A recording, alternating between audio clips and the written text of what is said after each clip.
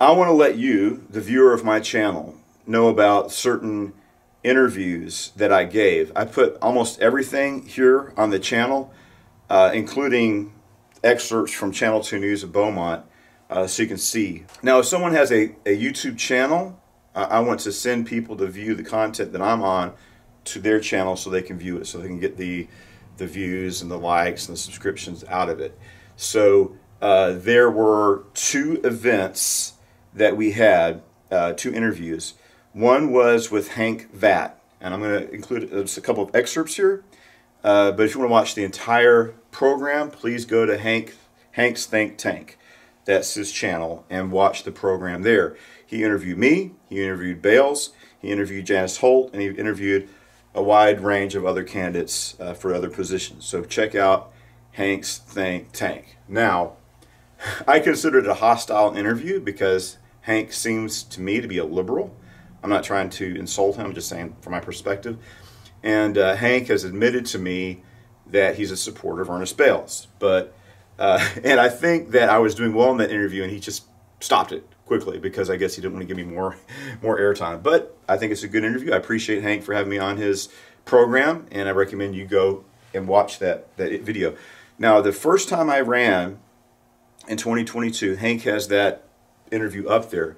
And I'm going to show an excerpt of that because Ernest Bales has been lying. He's been lying, saying that I did not and Janice Holt did not campaign against Colony Ridge in 2022. He goes, I confronted both of these candidates in 2022, and neither of them were saying anything about Colony Ridge. Now, we did have a couple of debates at Raise Your Hand Texas, which is school teachers union debate that they sponsored, or a candidate panel. And then we also had probably the Republican Women's Club up in the Lumberton area. We did a debate there as well. And you have to answer the questions they present you. So Colony Ridge didn't come up. I guess I could have inserted it in there, but I didn't. But I was campaigning against Colony Ridge in 2022, and I want to show the excerpts so that you can know that. So this is from the 2022 Hank's Think Tank interview where I talk about Colony Ridge. So that's the only way to really do it, a good debate these days. Right, it's a bigger district, but going from Conroe into Cleveland, there's like trash all over the streets for like a whole month. It's like, what's this say about our community? And seeing the people with serious problems just, you know, not being addressed, I think those have to be addressed. And I think immigration problems aren't just at the border. What about human, drug, and sex trafficking in our communities? And it's like, well, why it's aren't definitely we, here. Yeah, they're not doing anything about it. Right. And they're exploiting these situations for their benefit, but is it the benefit of our community? Right? I mean, there's places that are dangerous because they have cartel activity here in this district. Yeah, right. And we just let that happen? And that's the other thing. It's like, you know, we have to have equal justice under law, right? Mm-hmm. And with illegal immigration, I've traveled all around the world, and, you know, I try to respect, you know, like when I went to Europe or the Middle East, I got to get the visa, you know, and try to obey their laws while I'm there. You know, I guess there should be concessions because I might not understand everything. But when people just come over and overtly break the law and they don't, you know, we're not going to enforce law. But if you're like COVID, right? Oh, we're gonna put you out of your job but then you're an illegal alien. Peter Ducey Peter Ducey's asking Psaki, is this the policy that I will, as an American citizen, if I'm not vaccinated, I could be fired? But illegal aliens, they just come across the border, and you're not, these migrants, you're not testing them. You're not, you know, you're not. So we're subject to these laws, but these people aren't. That's not fair. And then on top of that, is COVID dangerous or not? If this is a public health crisis, and it killed my father, and I suffered, I was very, very sick, you know, then everybody should be held to the same standard. Why are migrants being exempted from that? And just not just COVID, but just with anything, we need to plus we need to keep our communities safe as well. And I wonder if maybe that boils down to documentation, because I know that in my discussions with local law enforcement, it's hard to document some of these guys because they don't carry IDs. They all use common names, you know, common Mexican names. Right. And so I wonder if maybe the enforcement behind the COVID restrictions is basically just a problem of documentation. You know, I mean, it's easy to document you and I. We have social security numbers, we have IDs, we have driver's licenses. You know, these guys don't. When they process people at the border, they scan their retina and get their fingerprints, and you know, That's it. they stay. I don't know everything they do. On what, you know, I was National Guard supporting the mission. I'm not Border Patrol, but they detain these people, and a lot of them they're doing catch and release, but they're watching for cartel members. Right, but there's a lot that make it through. You know, that never get caught.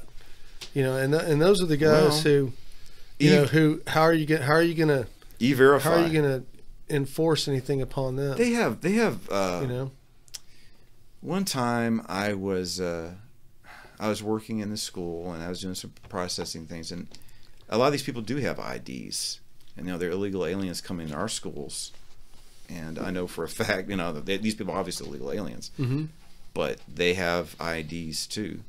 I imagine they can get them in their home countries. They don't. Okay, so a lot of these people don't want to have IDs.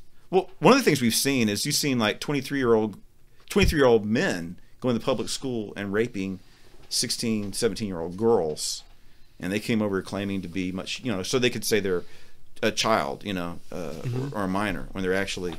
So, number one priority is protecting the citizens of the United States. So if these people don't want to show IDs, maybe they need to go back and get one or be provided one. Okay. Like I think just last week they had someone as a terrorist watch list that, you know, a lot of people from the Middle East are crossing. Oh, I'm sure. In the news. Yeah, it's a problem for sure. Yeah. But you know, on the other hand, we have to have rule of law. But you know, Vice President Harris herself has said this. We need to look at the problems in these countries they're coming from to solve the problems there. So they went. I mean, she said it, and I agree with her. Right. Why don't we try to confront the problems these countries have so they don't need to run migrate, across the border? Yeah, right. That makes sense. And that's what she said. She's a Democrat, and I'm a Republican, so I agree with that. And see, I would consider that to be an alternative to a border wall. We have to have. Yeah. I want law enforcement, but we also have to have compassion on people too. And you can't hate people. Jesus said, "I am the Son of Man of all mankind." You know. And we need to have law enforcement. We need to understand we can't have racism or hate people. We have to love everybody. But that doesn't mean just because you love somebody that they're exempt from law enforcement, right? Or if there should be accountability if you break a law. And then we also have the recent interview with Hank's think tank, and I'll take an excerpt from that, talking about Colony Ridge as well. So I'd like to talk about, and in a way it's related. Yeah, indirectly, but it's related. So the Colony Ridge subdivision area, whatever you'd like to call it, has been a big topic here in Liberty County. Mm-hmm.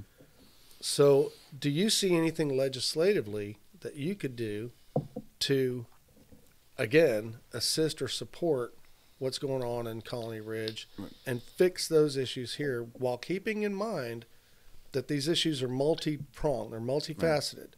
We have traffic issues because of it. Right. We have infrastructure issues because of it. A lot of that has spilled over into Montgomery County. I know as a Texas rep, you would be serving both Liberty County and East Montgomery County. Right. And just that's a sliver and that's of the right County. there Right. where everything is taking place. Right. So what are your thoughts on Colony Ridge and how can we fix it? Well, I want to mention that last time we had this interview, I believe I brought up Colony Ridge. The thing is, Colony Ridge it's been going on for a long time, and I've been tracking it for a long time, but it only caught a hold of the national consciousness, I think September 15th, when the Daily Wire picked up a story on it. And finally, people are talking about it. And I've been talking to people who've, you know, when I'm campaigning, I talk to people who just want to leave the area, whose families have been here for generations, and they just, it's like looking at what's going on with Colony Ridge, it's like, I can't, well, it's not safe for their kids anymore. We have cartel activity, you got sex trafficking going on there. Yeah, but actually, I mean, I've gotten the stats from the police departments out there, and there hasn't been any cartel activity. That's just a rumor. Well, I mean, as far as arrests that have been made, zip. Nothing. No, there's been some big drug busts out there. I'm sure there's cartel activity out there. There's other issues as well. Just look at the drainage system, and also these roads they're building, which are collapsing already. If you look at reduceflooding.com by Bob Rahak, I mean, it's empirical. You can see the ditches he dug, and they're failing. He's got photographs of these. It's not just me. It's the Department of Justice. They're inviting illegal Okay, aliens yeah. over So, here. so let me ask you something on the ditches. Then, so does that come back to Liberty County and their commissioners, or does that go back to the developer? So who's responsible for those ditches? Who's responsible for an overall drainage program for that area? I think they've been turning a blind eye to what the Harris brothers have been doing. They haven't been holding the county and letting them cut corners. Or maybe Liberty County doesn't have the funding to take care of an issue that big. You got to think of how big Colony Ridge is. It's huge. Well, it's 55,000 acres. I don't know how many miles of road there are. It's as big as Manhattan now. But it's huge. 75,000 people there now. That an estimate, and they intend to grow it to 250,000. Yeah, that's the size of Cleveland. Well, it's going to be the biggest area in the biggest municipality. One of the things I think maybe Liberty County doesn't have the funding to handle that. One of the things you need to do. Too large of an infrastructure problem. Go ahead. I believe we need to repeal the special legislative protections that Ernest Bales bestowed upon them. House Bill 4341. Ernest Bales made them it's not even a municipality. They made them a municipality management district. A territory. Basically make it, it's the fiefdom, the kingdom of John and Trey Harris. He bestowed that on them.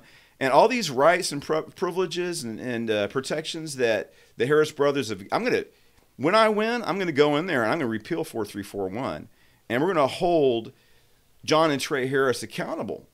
Like the drainage system. You watch Bob Rehick's thing. He's got helicopter pictures. He's got, I guess, satellite pictures. And you can see, and he shows, here's the regulations. Here's how a drainage system is supposed to be built out. Here's how he built it. And you can see it failing. You got this little shanty town. So this guy's got a shack, and because it was built not according to the standards, it's expanding. And this poor guy's shack is falling into it expanded 40 feet on both sides of the ditch. How do they get special protection not to have to follow the rules of development? It's the way that their municipal district was set up. It needs to be repealed, and they need to come in there and say, you're going to fix this. You are going to fix this. But I think what a lot of people don't know and understand is at the time that legislation went into place, it was, I believe, 5 acres. It wasn't that big. And Colony Ridge wasn't what it is now. 5 acres. I think that whole thing was a scam. It was people. Okay, I'll tell you what happened. My father founded our congregation, King of Saints Tabernacle in Cleveland, Texas, and he's very active in the Ministerial Alliance. You know, we got Pastor Carl Williams and James Holt Cornerstone, and other pastors that come. And this is in Cleveland, right? This is in Cleveland. Okay. So you talk to these people, other pastors, and at first there's concerns. It's like, you see what's going on over there? There's a shanty town going up. You see prostitution. You go in there just driving around, and all of a sudden seemingly cartel members, come up in a truck and pull out guns and threaten. These are, people are talking about these things. They're concerned about it. All right, so this is bad, Just the squalor people are living out there. And obviously as illegal aliens that are being settled in this area. So then Ernest Bales wins the election. He comes, he speaks to the Ministerial Alliance. And it's like, I know you all have concerns about, we're calling it Plum Grove at the time. We didn't know it was Colony Ridge or Tyrannus Houston went on. I know you're concerned about what's going on in Plum Grove. I want to tell you that it's not going to go away. I'm going to make it legal. I'm going to make it legal, and it's not going away. It's like, I was shocked because it seems like with sex trafficking, people seeing drugs, all this stuff going on. It seems like the responsible thing a representative would do is go in there and put an end to that nonsense. So he goes to Austin and he crafts this legislation. That whole thing, that 5 acres, that was just a way to give them the authority to grow it exponentially. I'm not sure if he crafted that legislation. I think I took a look at it and discovered that it was crafted prior to him becoming elected. Well, he introduced it with State Senator Nichols. Yeah, I'm not sure about that either. He said he was going to make it legal. I was there. I heard that from his own mouth. And Ken Paxton, when he looked into it, he found that legislation was introduced. It's probably written by the Harris brothers. Here's what I want you to do for me. Vote for this. Yeah. Have you met the Harris brothers? I have not. No. Yeah. If I win, I want to meet them so I can run them out of the area. Tough bunch, man. Yeah, they're a tough bunch. So I watched Glenn Beck. I've heard that Trey Harris is Montgomery County's first billionaire. Well, where did he get his money from? Selling property, I believe. From exploiting all these people? Now, the other thing is Liberty Vindicator. and I'm going to present the comments about Colony Ridge from Liberty Vindicator.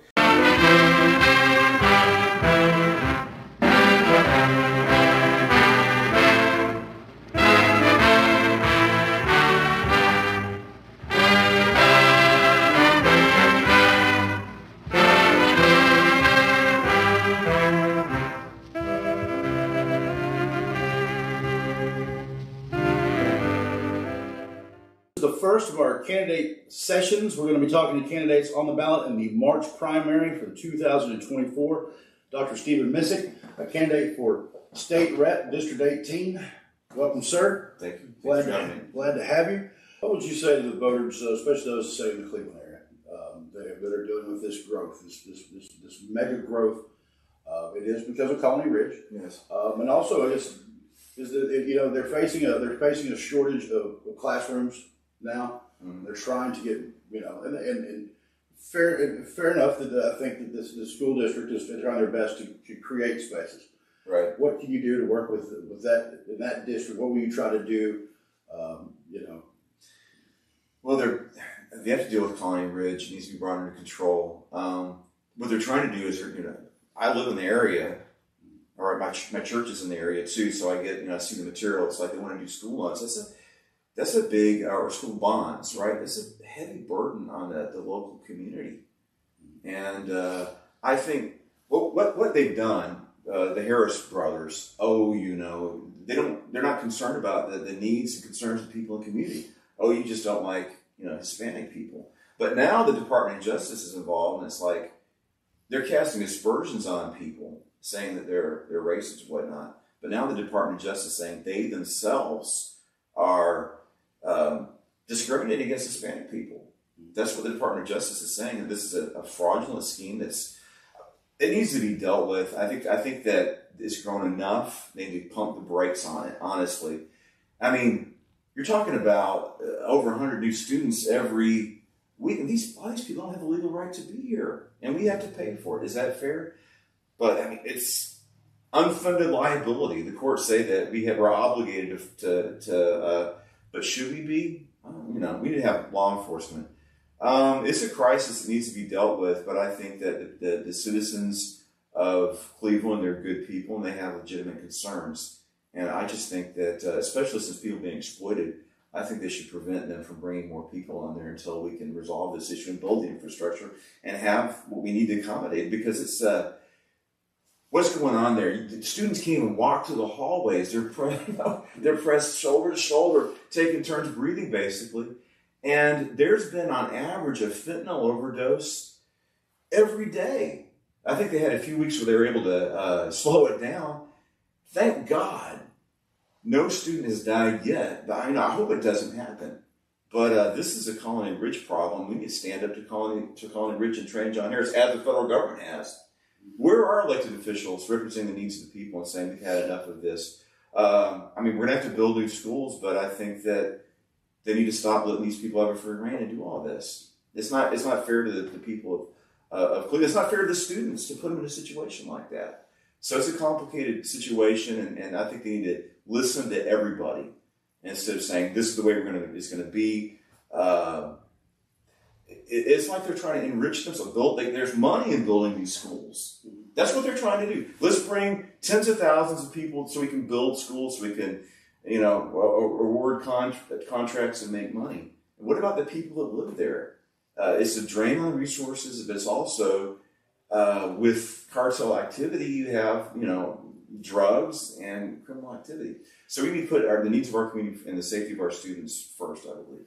There's another side of that coin with this development, and that is in Texas, our county judge, Jay Knight, has said multiple times the developers have the advantage in the state of Texas.